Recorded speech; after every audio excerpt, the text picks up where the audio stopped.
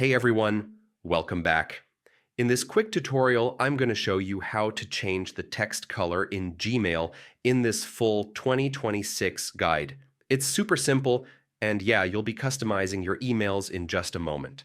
So let's jump right in. First things first, go ahead and log into your Gmail account. Just use your usual email and password, nothing fancy here, you know. Once you're in your inbox, click the Compose button on the left. This opens a brand new email where we can change the text color.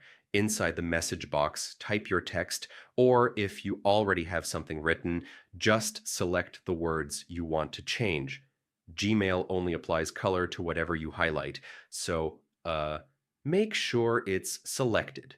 Now look at the toolbar at the bottom of the email window. Click the little A icon with the underline.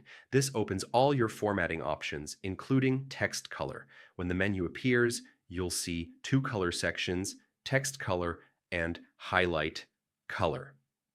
Click the text color option and then choose the shade you want. Your selected text updates instantly so you can see exactly how it looks. And if you want something a little more specific, you can click Custom Color.